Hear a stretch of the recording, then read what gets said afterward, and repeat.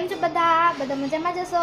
તો વાગી ગયા છે સના 11:30 અને આજે ઘણા ટાઈમ પછી હું વ્લોગ સ્ટાર્ટ કરું છું. હમણાં તો હું જો કે બાય ચાન્સ જ ક્યારેક જ આવતી હશે, નકર હું વ્લોગમાં આવતી જ નથી. કેમ કે હમણાં ટાઈમ એવું થઈ ગયું છે ને કે વાત જવા દો.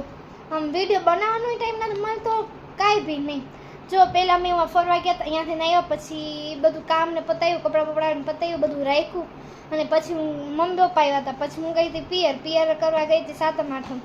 પછી સાતમ આઠમ કરીને આવી પછી મારે કોલેજે જવાનું થઈ ગયું અને કોલેજમાં અસાઇનમેન્ટ અત્યારે ચાલુ છે. તો મારે શું કહેવાય, 2 અસાઇનમેન્ટ લખાઈ ગયા છે, હજી 2 લખવાના બાકી છે. એટલે મને જે ટાઈમ નથી મળતો વ્લોગમાં આવવાનું કે કાંઈ બી એમ. અને આજથી અમે શોર્ટ વિડીયા ચાલુ કર્યા છે બનાવવાના અને વ્લોગે ચાલુ કરશી.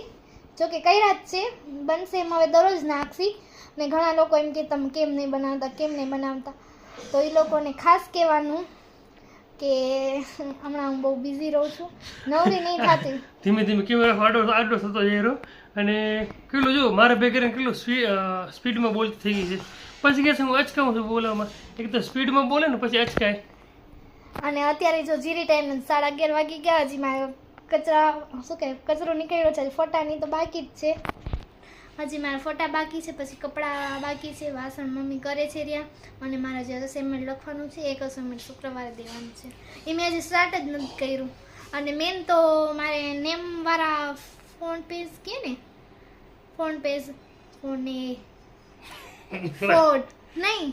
ફોન્ટ જી કહેવાતો હોય તે બરોબર એને જોઈ કે નહીં. હા, એમાં જ બનાવવા મને બહુ વાર લાગે, કેમ કે મને સરખી ડ્રોઈંગ કરતા નહીં આવડતી. એ પછી એમાં હું હેલ્પ કરું છું. પણ એવું જરૂર નથી કે ડ્રોઈંગ કરવી. મેં તો કીધું છે એમને ખાલી સારું લખીને તમે દઈ દેશો ને તોય હાલશે એમ. પણ એમ થાય કે ડ્રોઈંગ કરી તો સારામાં. મારા 2 અસાઇનમેન્ટ બાકી છે અને હજી રસોઈ બાકી છે. તો ભલે પછી આગળના વ્લોગમાં મળીએ. વ્લોગ તો આજ રહે.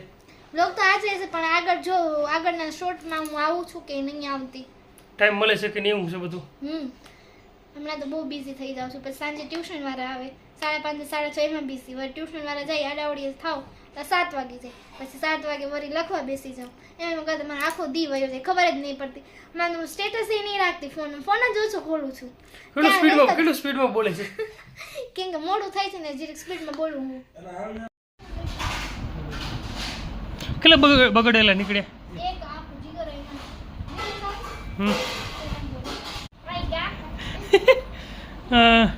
પીવું અત્યારે પહેલી વાર બનાવે છે કારેલાનું શાક. વરસાદ આવે તો કારેલાનું શાક ખાવાની મજા આવે. વરસાદ આવે તો ને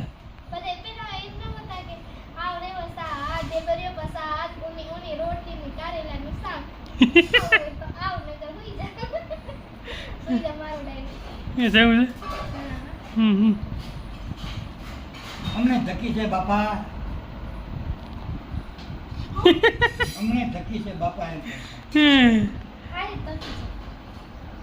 હા જો આમાં મીઠું નાખે છે, પછી મીઠું કાઢે. પેલા મીઠું નાખે પછી મીઠું કાઢે છે. એવું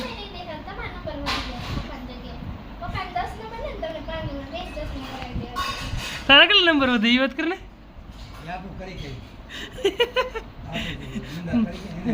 તારા નંબર વધી ગયા ખાલી ખોટા. આજે પાછા આપણે 2 નવા રોપ્યા છે. એમાં આ છે ટમેટાનું, ટમેટાની આ છે લીંબુ ને આ એક દાડમ, આ લીંબુ જ છે. 2 લીંબુ, આ 3જું લીંબુ, 3 લીંબુ અને બાજુમાં દાડમ છે. અને કાલે આપણે શું દાડમ કરતા હતા ને, તો બીજું દાડમ, 3 લીંબુ અને દાડમ આવી ગયા, લઈ આવ્યા આપણે. એ વાવી નાખ્યા. હવે ખાલી આવે સીતાફળ છે, રાહ જોઈ છે આવી શું કે પાછું પાંગરી આવે તો થાય. બાકી કંઈ દેખાતું લાગતું નથી થાય એવું, પણ કદાચ જોઈએ હવે કેવું રહે છે. આપણે હવે અહીંયા ભીંડા થઈ આવ્યા છીએ. અત્યાર સુધી એક જ ભીંડું આવ્યું છે, 1 2 એટલે 3 આમ આવી ગયા છે. આમાં જે આવે છે પણ કાઢવા જેવું એક જ થયું છે. બાકી બધામાં કંઈ આવે એવું લાગતું નથી. હજી કેમ આવ્યા નથી ભીંડા, એકમાં આવી ગયું છે તો આપણે કાઢી લઈશું. અને આ ગોવાર છે, એ સારો મોટો થઈ ગયો. એમ વરસાદ 2-3 દિવસ આવે છે ને કન્ટિન્યુ, એના કારણે. અને આ છે મરચાં.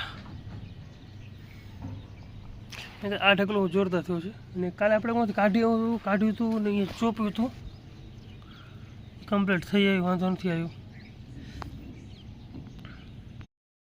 તો આ છે આપણી નાનકડી એવી ખેતીવાડી કે જ્યાં અત્યારે ફ્રૂટ નહીં પણ વેજીટેબલ્સ વાવે છે.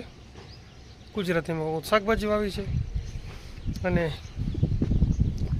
શાકભાજી ને ફ્રૂટ શું કે ફ્રૂટે સારા એવા વાવી નાખે છે. આપણે મેળે તો અંજીરની પણ અંજીર તો છે જ આપણે ઘરે. ડ્રેગનનો મેળો કરવો છે, કંઈક ડ્રેગન વાવવા છે હવે આપણે મેળ આવી જાય તો. કારણ કે ડ્રેગનના જે બી આવતા હોય લઈ આવવા છે. પહેલાં એ તપાસ કરવી પડશે ક્યાં મળે છે ડ્રેગન.